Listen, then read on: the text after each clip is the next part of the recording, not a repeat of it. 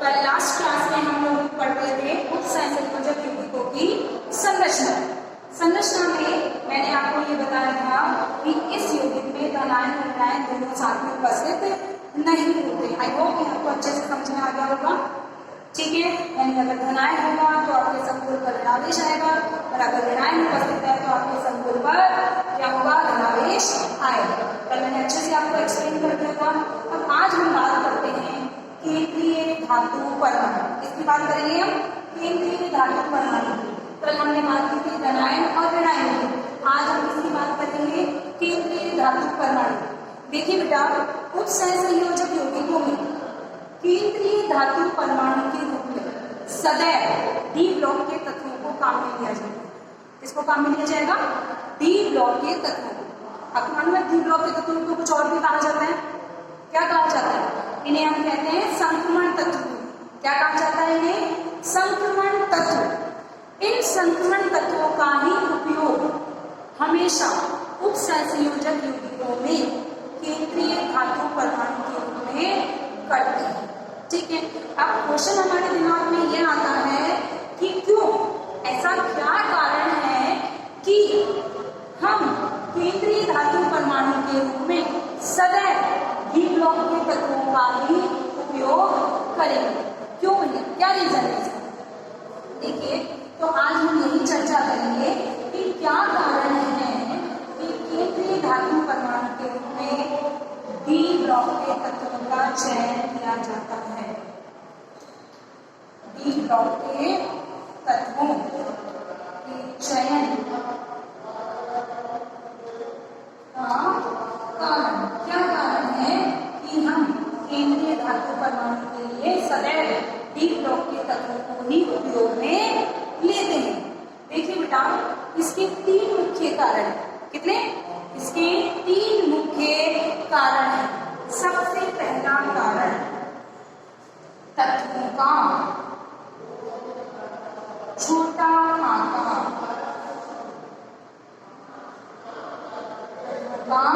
छोटा आकार।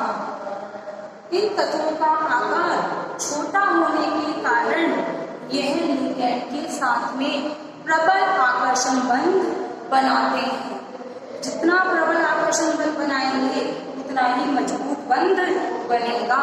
यह है सबसे पहला कारण कि आकार इनका छोटा होता है, जिसके कारण ये लिगेंडों के साथ मजबूती से बंध बनाए रखते हैं। आगे समझ में बेटा क्लियर है?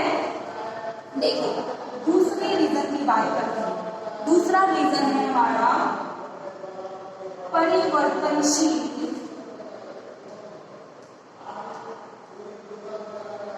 ऑक्सीकरण अवस्था।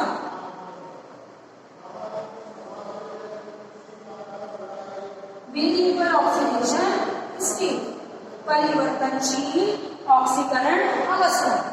ठीक है, परिवर्तनशील ऑक्सीकरण अवस्था के कारण ही यह जितने भी लिगेंड उपस्थित हो उनके साथ में बंध बना लेगा। हमें पता है +2 भी करता है, +6 भी करता है, +4 भी करता है, +7 भी करता है।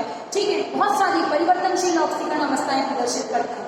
इसी कारण यह जितने भी लिगेंड उपलब्ध होंगे उनके साथ बंध बना लेगा। जैसे हम बात करते हैं, देखिए बेटा, H3I3-, ये है आपका उत्संयोजक यौगिक। ये केंद्रीय धातु परमाणु, ये है आपका लिगेंड जिसमें H से दर्शावे। ठीक है, तो ये केंद्रीय धातु परमाणु छोटे आकार के होने के कारण जितने भी लिगेंड, तीन लिगेंड है तो तीनों के साथ में यहाँ बंध बना लेगा। और ध्यान बताती हूँ, जैसे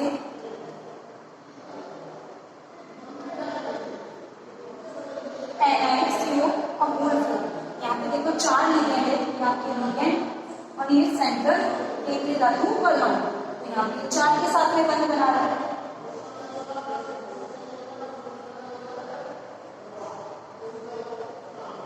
FeCO का वोल्फ्राम, यहाँ ये 5 के साथ में बंध बना रहा है। CrCO का वोल्फ्राम, यहाँ पे ये 6 के साथ बंध बना रहा है। तो देखिए इस प्रकार जितने लिगेंड उपस्थित हैं उनके साथ में ये बंध बना रहा है। क्यों? क्योंकि ये परिवर्तनशील ऑक्सीकरण अवस्था प्रदर्शित करता है। यही कारण है कि यह डी ब्लॉक के तत्वों को उप सहसंयोजक यौगिकों में केंद्रीय धातु परमाणु के रूप में चुना जाता है। तीसरा कारण आता है हमारा, तीसरा कारण है हमारा रिक्त द्विकक्षकों की उपस्थिति।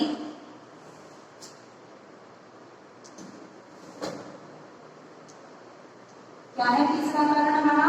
रिक्त द्विकक्षकों की उपस्थिति। देखिए बेटा, डी ब्लॉक के जो तत्व हैं उनके पास खाली कक्षक होते हैं, इस तरीके से रिक्त द्विकक्षक उपस्थित होते हैं। तो लिगेंड जो है, लिगेंडों के पास में क्या होता है? एकाकी इलेक्ट्रॉन युग्म होते हैं। तो वो अपने युग्मों को यहाँ खाली जगह अगर आपके पास उपस्थित है तो वो आसानी से अपने इलेक्ट्रॉन दान कर देंगे और बंध का निर्माण कर लेंगे। तो ये तीन कारण थे जिसकी वजह से हम केंद्रीय धातु परमाणु के रूप में सदैव डी ब्लॉक के तत्वों का चयन करते हैं। मैं दोबारा रिपीट कर रही हूँ। पहला कारण था हमारा छोटा आकार, दूसरा कारण था हमारा परिवर्तनशील ऑक्सीकरण अवस्था और तीसरा कारण था हमारा रिक्त द्विकक्षकों की उपस्थिति। ये तीन कारणों के कारण ही केंद्रीय धातु परमाणु के रूप में सदैव डी ब्लॉक के तत्वों का चयन किया जाता है। तो हमने हमारे उप सहसंयोजक यौगिकों की संरचना में धनायन की बात की, ऋणायन की बात की और फिर केंद्रीय धातु परमाणु की बात की। अब हम बात करेंगे लिगेंड। इसकी बात करेंगे हम लिगेंड। तो देखिए बेटा, लिगेंड, लिगेंड देखिए ऐसे अणु, परमाणु या आयन होते हैं जो कि इसके साथ उपस्थित होते हैं केंद्रीय धातु परमाणु के साथ। किसके साथ उपस्थित होंगे? केंद्रीय धातु परमाणु के साथ। वह अणु, परमाणु या आयन जो कि केंद्रीय धातु परमाणु के साथ उपस्थित होते हैं। देखिए मैं एग्जांपल बताती हूँ आपको। K4FeCN6 potassium फेरोसाइनेट। तो देखो ये तो धनायन था आपका, इसकी बात हम कर चुके। ये केंद्रीय धातु परमाणु, धनायन को मैं डिनोट कर रही हूँ C से, केंद्रीय धातु परमाणु को मैं कर रही हूँ Ca से। ये है हमारे लिगेंड। ऐसे अणु, परमाणु या आयन जो किसके साथ उपस्थित हो? केंद्रीय धातु परमाणु के साथ उपस्थित हो, वो क्या कहलाएंगे? लिगेंड कहलाते हैं। बेटा लिगेंड जो है इनके पास एकाकी इलेक्ट्रॉन युग्म उपस्थित होते हैं। दाता परमाणु उपस्थित होने के कारण इनकी प्रकृति कैसी होती है? क्षारीय। कैसी प्रकृति होती है लिगेंडों की? प्रकृति क्षारीय होती है। अब लिगेंड भी आपके बहुत प्रकार के होते हैं। अब हम बात करेंगे लिगेंड के प्रकार की। लिगेंड के प्रकार देखिए बेटा, लिगेंड जो है आपके वो चार प्रकार के होते हैं। पहला एक दंतुक लिगेंड, ठीक है। दूसरा द्विदंतुक लिगेंड,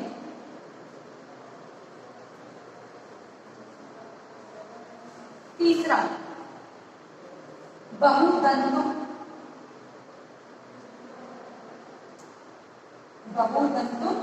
लिगेंड और चौथा उभयदंतुक लिगेंड। तो इस प्रकार से लिगेंड कितने प्रकार के होते हैं? चार प्रकार के। इंग्लिश में बोलते हैं मोनोडेंटेंट, बाइडेंटेंट, पॉलीडेंटेंट एंड एम्फीडेंटेंट। ठीक है। तो इस प्रकार से लिगेंड कितने प्रकार के हुए हमारे पास? चार प्रकार के लिगेंड हुए। एक दंतुक लिगेंड, द्विदंतुक लिगेंड, बहुदंतुक लिगेंड और उभयदंतुक लिगेंड। ठीक है। तो लिगेंड कितने प्रकार के हैं? चार प्रकार के। अब हम एक एक करके इन चारों प्रकारों का अध्ययन करेंगे। ठीक है। सबसे पहले हम बात करते हैं एक दंतुक लिगेंड की बात करते हैं। एक तंतु लिगेंड।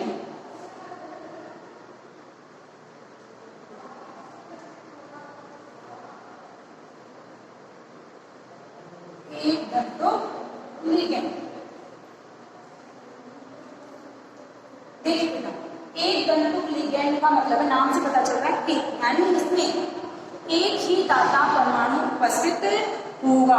क्या होगा? एक ही दाता परमाणु उपस्थित होगा।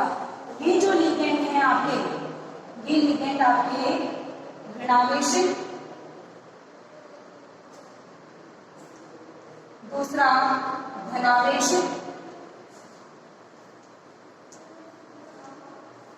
और तीसरा उदासीन। तीन प्रकार के होते हैं। कितने प्रकार के होते हैं? ऋणावेशित, धनावेशित और उदासीन। यानी एक तंतु लिगेंड वो लिगेंड है जिनके पास एक ही दाता परमाणु उपस्थित होगा। और ये कितने प्रकार के होते हैं? तीन प्रकार के, ऋणावेशित, धनावेशित और उदासीन। अब हम एक एक करके इन तीनों का अध्ययन करेंगे। ऋणावेशित एक तंतु लिगेंड क्या है, धनावेशित क्या है और उदासीन क्या है। ठीक है, तो हम सबसे पहले बात करते हैं ऋणावेशित। इसकी बात करते हैं ऋणावेशित एक तंतु लिगेंड। देखिए बेटा, ऋणावेशित का मतलब है ऐसे एक तंतु लिगेंड जिन पर क्या उपस्थित होता है? ऋणावेश उपस्थित होता है। क्या उपस्थित होता है? ऋणावेश उपस्थित होता है। उन्हें हम क्या कहते हैं? ऋणावेशित एक तंतु लिगेंड। जब इन लिगेंडों का नाम दिया जाता है, यानी जब इनका नामकरण किया जाता है, तो इनके आगे अनुलग्न के रूप में क्या जोड़ देते हैं हम? ओ। क्या जोड़ देते हैं? ओ। अनुलग्न के रूप में क्या लगाते हैं? ओ लगाते हैं। जैसे मैं एक उदाहरण बताती हूँ आपको, जैसे Cl-, ठीक है, इसको हम बोलते हैं क्लोराइड। अब इसके अंत में हमें क्या लगाना है? ओ। क्या लगाना? ओ। देखिए हो जाएगा क्लोराइडो। क्लोराइडो, इसका नाम क्या हो गया इस लिगेंड का? क्लोराइडो। आवेश क्या है इसके ऊपर? -1। मैंने कहा ये लिगेंड ऐसे होते हैं जिनके ऊपर ऋणावेश उपस्थित होता है। क्या उपस्थित होगा? ऋणावेश उपस्थित होता है। और ध्यान रखते हैं, जैसे आपको ये आपका फ्लोराइड है, अनुलग्न के रूप में क्या लगाएंगे हम? ओ। इसका नाम हो जाएगा फ्लोराइडो। चार्ज क्या है इसके ऊपर? -1, -1। और हम बात करते हैं जैसे Br-, इसको बोलते हैं ब्रोमाइड। अनुलग्न को लगाओगे तो नाम हो जाएगा ब्रोमाइडो। ठीक है, चार्ज क्या आ जाएगा? -1। ठीक है, Cl-, साइनाइडो। तो बेटा इस तरीके से बहुत सारे उदाहरण हैं जो मैं आपको अगली कक्षा में और बताऊंगी। ठीक है, मैं आपको नेक्स्ट लेक्चर में पूरे जितने भी आपके ऋणावेशित लिगेंड है उनकी टेबल बनवाऊंगी। ठीक है बेटा, धन्यवाद।